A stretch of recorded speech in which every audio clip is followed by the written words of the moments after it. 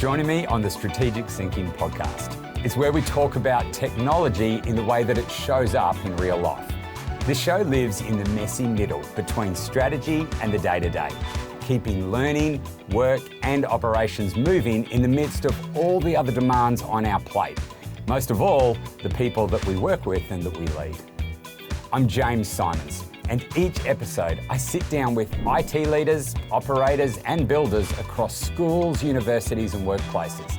Our promise is simple: practical and candid conversations that just may help IT leaders make technology work while being acutely aware of our responsibilities as leaders of people. If you're here, you're welcome. Pull up a seat and join us. Today I'm joined by Steve Simpson, the Director of Technology Innovation and Integration at Arlington ISD in Texas. Steve leads instructional technology across 54,000 students and 74 campuses. And he brings a thoughtful, no-nonsense perspective on what real integration looks like beyond just putting devices in classrooms. We talk about the missed opportunities coming out of COVID, the backlash against technology in schools, and why digital literacy is finally becoming a strategic priority in his district. I love hearing Steve share his leadership philosophy. Flat hierarchy, high autonomy with clear boundaries, and speaking with intention rather than volume. His approach centers on trust, credibility, and long-term alignment rather than mandates or control. My guest today is Steve Simpson. Steve is the Director of Technology, Innovation and Integration at Arlington Independent School District, again in Texas. We are live at TCEA 2026, and I'm very honored to have Steve as one of our guests. So welcome, Steve. James, it's a pleasure. I was honored to be asked. I may be the least luminary of your guests today. Oh, well, I think we should let our audiences be the audience be the judge of that. Let's do that. Yeah. Steve, I literally don't know you from a bar of soap. So I'm looking forward to getting to know you. I have heard about you in the grapevine. Arlington happens to be a big customer of company that I'm associated with, Lock and Charge. That's not why you're here. You're here because we are endeavoring to get a vast group of voices on from very different leadership perspectives, backgrounds, and running very different organizations within K-12. Yes, this series has been around school districts in Texas. However, I have not had one guest whose situation is identical to the other. And in fact, nearly all of them are dealing with different things at different times. And I am sure that as we engage in conversation, that we can draw some insights on what's been helpful for you, which may be helpful for others as they tackle leadership with technology at the center of their careers and their jobs. So let me start with, this is a really interesting title.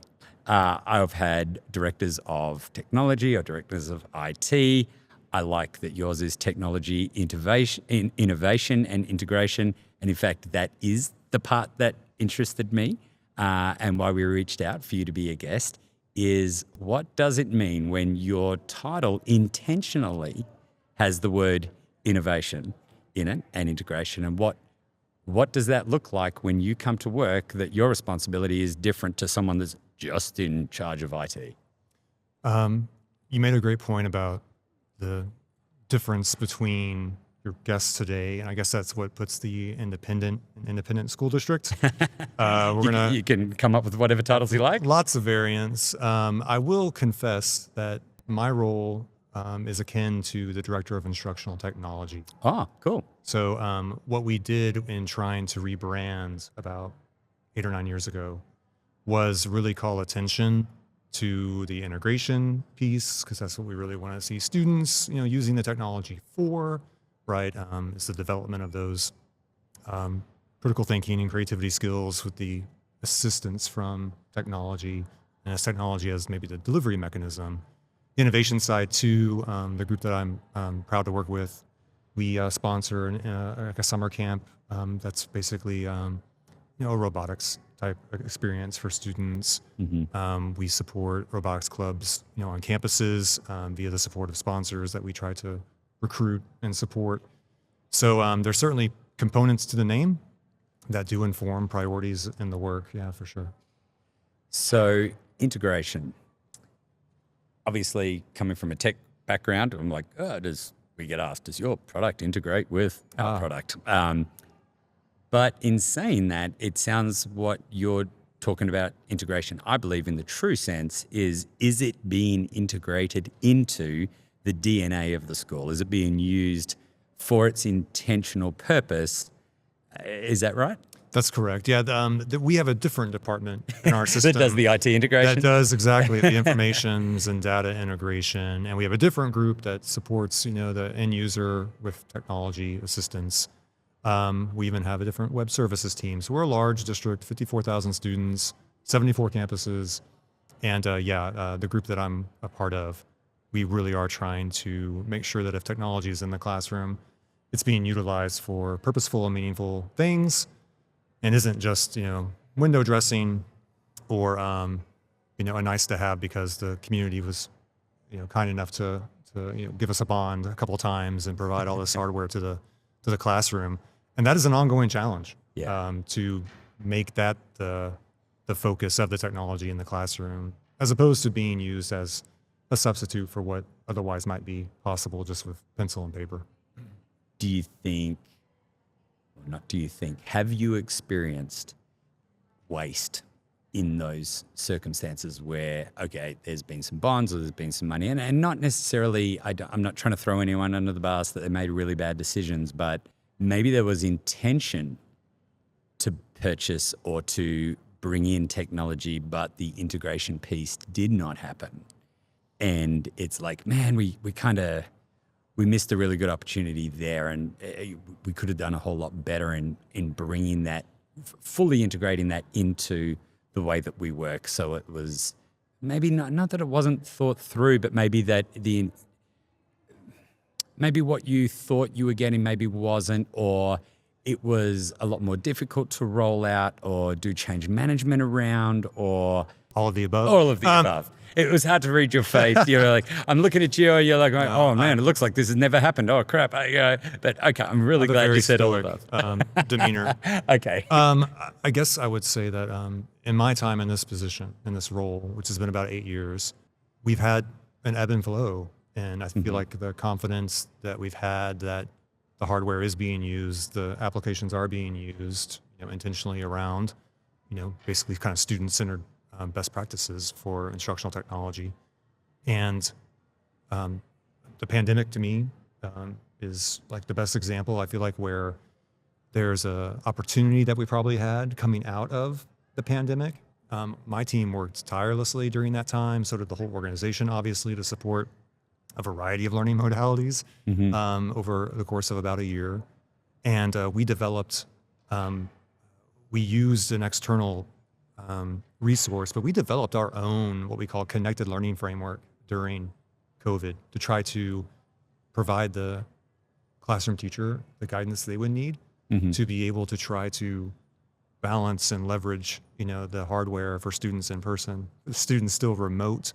And it was a beautiful framework that we developed. It was collaborative in its design across curricular and professional learning and other, academic support teams.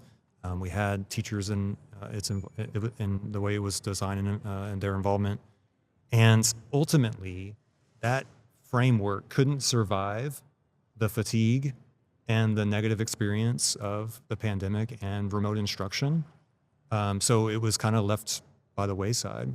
And there was something I would call like almost a backlash to, the use of technology in many classrooms because teachers really struggled. We know students suffered because of lots of things, including a really short timeline to try to understand how to do remote learning well. That's a master's program. It's not a 2-week, emergency training program. So for all those reasons, we took a step back. Looking back with a different And again, broadly as a system, I don't know if it would have been possible to try to really use it as a springboard to, move into like a next phase of how all that technology that's been provided, is being utilized well and to really drive and enhance student learning outcomes. So we've been kind of crawling back, I'd say, from a little bit of a counter reformation when it comes to technology. Now, the good news is that the hardware is needed. The state of Texas blesses us with online testing, right? But that's not what we want. We don't want the essential purpose of the hardware to be simply so, our students can log on a few times a year, demonstrate what they know on a state required exam. So like I said, it's a work in progress. I don't know if it'll ever be, it may not be possible in an organization as large as ours to truly have the ability to believe we've reached the mother load, right? We're now on pace, and this is only a maintenance project going forward. I think it's always going to be a challenge because we have high teacher turnover, right? We've got teachers coming in that have less experience, maybe less backgrounds in pedagogy, especially instructional technology. So the work of my team, it's really essential because we have to continue to try to kind of fight and raise awareness of why the hardware does need to be used effectively and well. And it's a challenge, but it's a fun one. What then was what was the missed opportunity? You said coming back, I get what you're saying, that there was a backlash. If you had your time again, hindsight is wonderful. What sort of things would have you tried to see implemented in order for, again, if I can get clear on what that missed opportunity was coming back, what was it that, did you feel that certain things that you guys got some momentum on, you just weren't able to keep the momentum on, and it would have been great if you could have? And is there anything you feel you would have done different to see that come to light if you had your whole time again, that you could have done something differently? I think I would have just tried to be more proactive and forthright with senior leadership in the organization and district. I think a lot of educators viewed the pandemic as trauma, right? And a lot of people, their first inclination is to, if I can walk away from the traumatic experience, that's what I'm going to choose to do. So anything that looks or smells or tastes like anything that happened during that time, I don't want anything to do with it once this is all done. And interesting. There needed to be a coming together of the same group that authored that framework for us to take stock on what elements of this framework that were designed, to help a teacher be an effective deliverer of remote instruction in the fall of 2020. What elements of that do we view as essential still to the student experience and we don't want to allow to be abandoned? And what's in human nature, the teachers that maybe were already inclined and already using technology, the pandemic allowed them to enhance their skill set, and they probably independently were doing a lot of that curation themselves as they were now facing a return to a traditional classroom, face to face. But for the teachers that were never necessarily on board or hadn't had that foundation, their response to it was, that was awful. And yes, now I would like to stay very far away, actually, from Canvas as a learning management system, what we were using in the lower grade levels, which was Seesaw. We'll still use these tools in our system, but we have been, especially given staff turnover and given a little bit of reluctance to embrace those tools since the time. We're still working to try to ensure that those are foundational resources that are being leveraged by our educators to have some benefit for our students. So while the circumstances were completely out of your control, the trauma that is triggered, or the association with what went on then to what went on now that affected the continuity of some of these tools, how do you take that on personally? How do you, you put a lot of blood, sweat, and tears. You said you created something beautiful here and it was working really well, or it made a lot of sense logically for whatever reasons, it didn't, if it didn't sustain itself, or you had to reinvent yourself or change things for whatever reason, how do you take that on, knowing that you had a big sense of ownership in that, you put a lot into it? What goes on for you at a time like that when you're like, damn, like that was a lot, and this sucks that it didn't go the way I hoped? I have a pretty good ability to like compartmentalize things. Okay. What I mean by that is, I'm not very backward looking. In fact, this conversation's already been a lot more about the past than I probably would have, anticipated or predicted. We'll move forward in a second. Not sure if that's good or bad, but oftentimes when I'm reminded of something that we've done in the past, that was high quality, Yeah. I'll think, oh yeah, I remember that.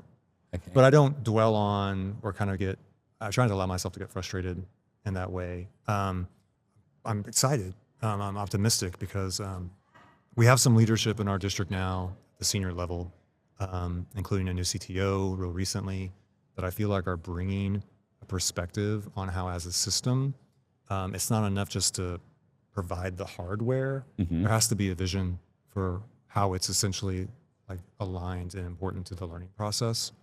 So despite, some bumps and some maybe missed opportunities in the rearview mirror, I'm excited to look out, over the dashboard, of what's ahead. Well, I think even when you talked about it, you still talked about it very fondly, like it was great.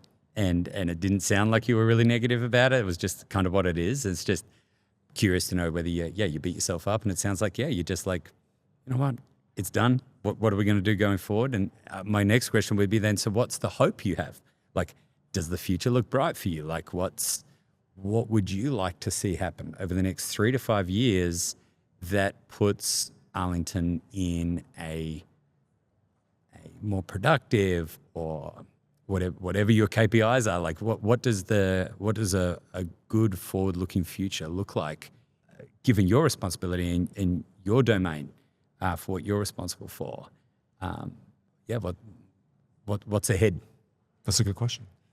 We are a district that has a lot of immediate challenges. Arlington is a community that's kind of built out. The demographics are aging, and our enrollment has dropped and will continue to drop over the next decade or so by about another 10,000 students. So we have funding challenges. I mentioned, though, that our community's been very supportive of previous bond initiatives. So we're hoping that if a bond is called in the near future, that will allow us some ability to kind of re-provision classrooms. Otherwise, it could get maybe a little dire here in the next couple of years. And we have a really great board. We have a board, I think, that's pushing our senior leadership to really be accountable, for what has to happen in order for students, regardless of their background, to be served in our system. So that's really exciting. And I mentioned some leadership changes, but a specific example of what I need to be involved in, we're developing a new strategic plan.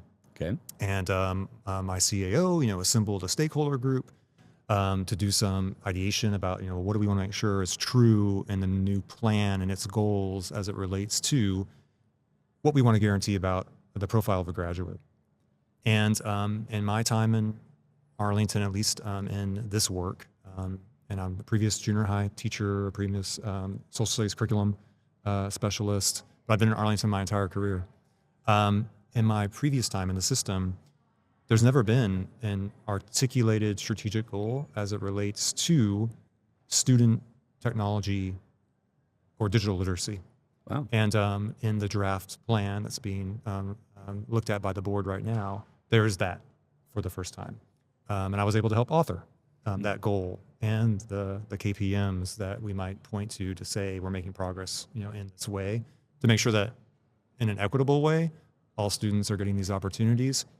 Because what we have right now is a system where in some classrooms students are, and some classroom students are not being given these kind of regular opportunities to learn with technology as an assistant, also demonstrate their mastery of learning with technology tools. That is unfortunately right now sometimes down to the schedule and the teacher on the schedule. Yeah. And we need a overarching goal so that we can point to how this is a system priority. And I'm excited that I think that's just over the horizon. You said you've got a good board. Again, I keep referencing the Australian education system, of what I know of it anyway, and we do have boards on schools, especially your private schools and your non-government schools. Most of the government schools, public schools, it's, the buck kind of stops with the principal and the leadership team. And we also don't have school districts, so we're all independent, right? Every school operates independently. So what does a good board, like what allows a school district to thrive based on the skills or the expertise or the experience of a board? What makes a good board in your mind? I'll add in a caveat. I don't want to here. get you in trouble. I don't have any. I have very little to no interaction with the board of trustees in Sure. our system. I'm not quite up at the level where that would be happening. But I would say, based on my observations, a good board is one that works with senior leadership to really craft a clear vision. Mm-hmm. And then a good board is one that ensures that the work being done is moving in that direction, i.e. they're holding the administrative function of the district able to see that work through. We've had good board and board leadership relations for a very long time. We've been fortunate in that way. The board presents a united front to the community. We don't have these meetings where there's a lot of infighting or bickering or there's factions on the board. They do a lot of work, and it's work, I believe, behind the scenes probably, to make sure that they are getting on the same page and they are able to present that unified front and focus on what we want for students and not get kind of mixed up in a lot of adult dysfunction. Right. Because are you a believer that if that adult dysfunction is present, it's usually the kids aren't dumb, they kind of pick up on it, like it eventually makes its way down? I don't know if kids are watching board meetings. Yeah, I get that. But they may hear, even just kind of, in asides with staff, Right. that's things aren't quite right. And I do feel like our system is increasingly unified and focused on what matters, and that is ensuring that every kid gets their shot, regardless of their background. You've talked about your team a few times. What does that look like? So what's your direct team that you work with on a daily basis? How often are you working with a larger team? You've got a lot of stakeholders here. You're talking nearly 50,000 students. That's in technology. I transfer that to how many devices that your team is responsible for making sure that they work both for teachers and for students. So yeah, a team is going to be necessary. Help me understand the structure of your team. Sure. I'm the director of this instructional technology department. I have a coordinator, right, that works with the group, and then there's 6 specialists. Mm-hmm. We're down a couple specialists. I mentioned our budget challenges. Mm-hmm. One of our solutions to our budgetary problem is going to be staff attrition. So we've had a retirement in the last 6 months. We had a team member who promoted into another group. Mm-hmm. And that's great for him. It's probably good for the district too, because he's going to do a great job in that role. It already is. But we're shrinking. Yeah. I'm kind of nested in a little bit of an interesting spot. My sister departments are world languages and special education. Okay. And then I also work with the library media services team, which is a couple of clerks, a specialist, and a coordinator. And they're fantastic too. One thing that's true about my time in Arlington ISD is that there's fabulous people working right in this system. And I'm confident that with the right guidance and direction, we're going to achieve a lot. They look to you for guidance and direction. Who do you look to? And I'm not sort of saying name the people, but like, where do you feel you get your confidence to be able to do what you do and have the freedom to do that? And who do you get to converse with that's mentoring or encouraging you or even just being a sounding board? Well, I've had some good supervisors or, leaders. And they've all been very supportive, and they've also understood or maybe appreciated about me that I really value a lot of autonomy.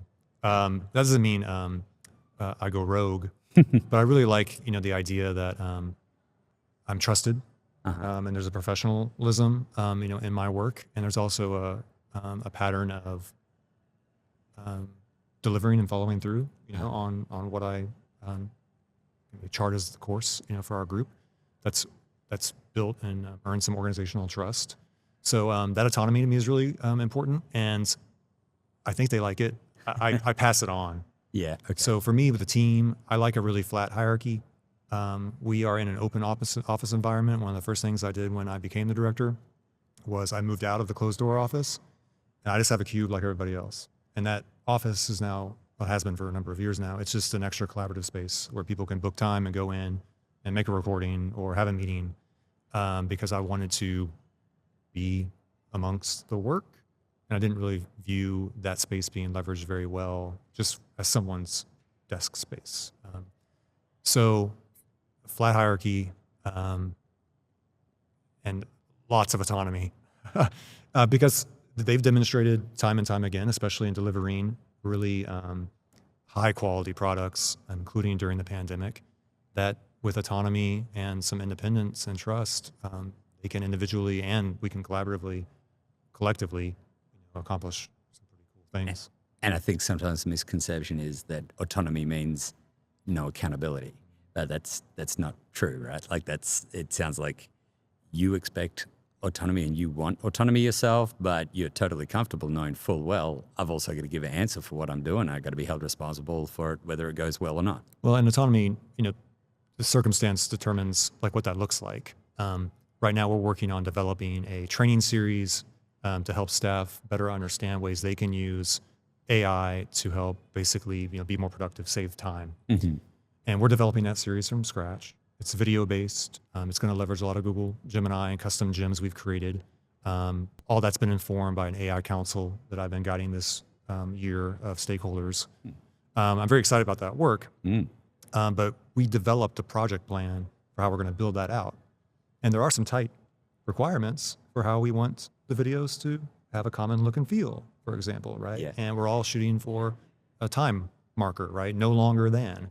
So there's boundaries in place with this project.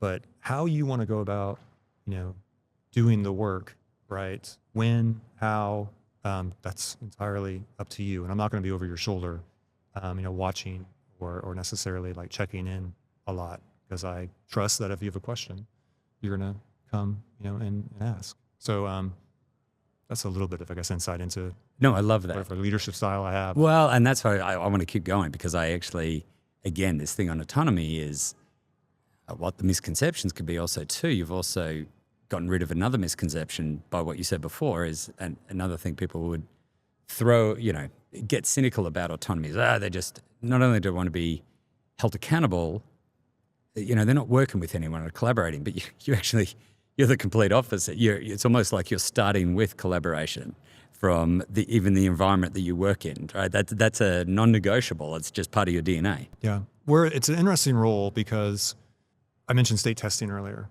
There's no real mandate from the state other than that these subset of standards called the technology application TEKS, are being taught. There's no accountability mechanism for that. If I was the director of special education, there's federal law that I'm being held accountable, right, for making sure that we're complying with. Same with anything that's title funded. It's got those federal dollars attached. Or I'm a math coordinator. My charge is very clear. In my role, it's not like that. We have aims, but because we are not at the crux of what the district, is typically focused on, we're a little bit peripheral.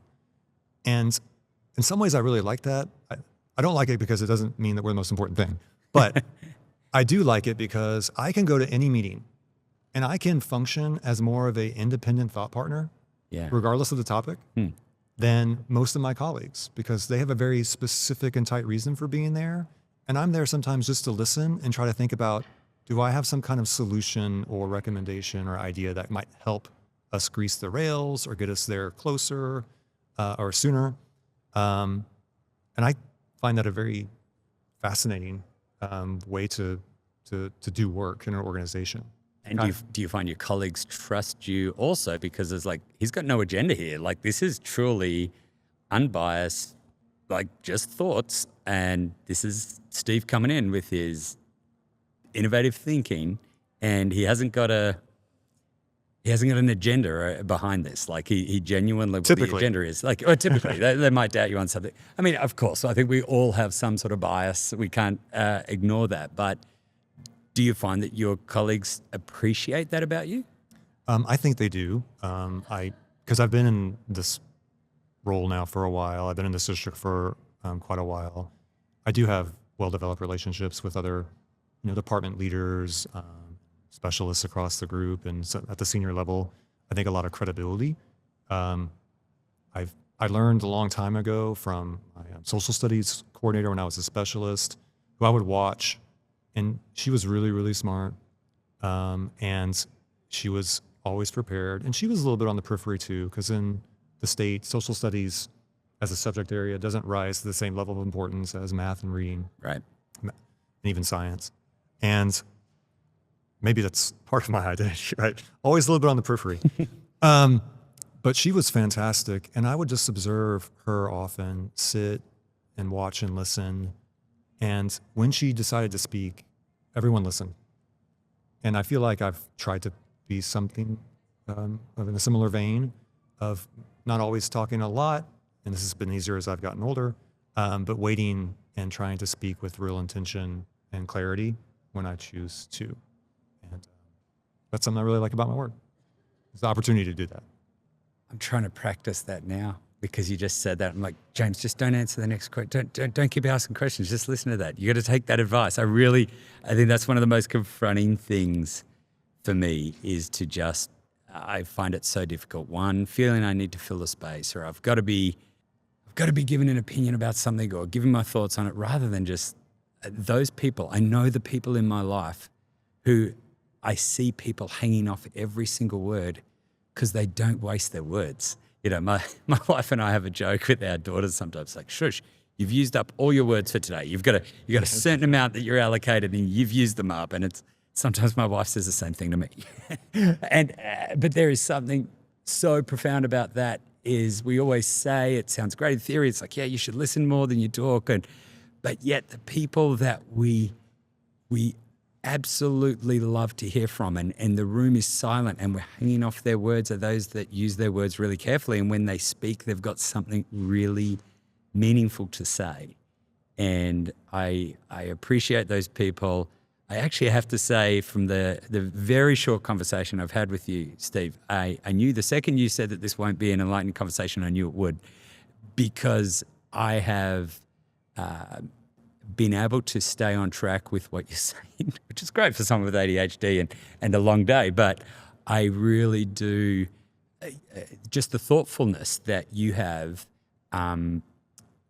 You say you're quite stoic and you're hard to read, but also too, I think it's because you are thinking through what you say. And I think I'm sure that your leadership, your team that you lead, probably would appreciate that about you. As I said, I can imagine that your team, at least when you're in those meetings, would appreciate it, because I have appreciated people like yourself who can just ask good questions and have the ability to, just, how's that working out? Here I am thinking well, it's not going great. Well, why are you so passionate about that? Like, maybe something needs to change. Or without an agenda, there is something really special about people's insight, because you do trust that there is there's something deeper there, or there's some thought that I may not have given it because I'm trying to protect something. And, I think this, as you say, on the periphery, I do think that is advantageous. It's actually been I've really enjoyed hearing your thoughts on this. We've come to our time, and I just want to say thanks for coming on the show. I would love to, as I said, we know Arlington. Next time I'm in town, I'd love to come out and see you guys. But it's been really interesting hearing your thoughts on this, and thank you so much. Hey, you're very welcome. I've enjoyed it. Excellent. Thank you.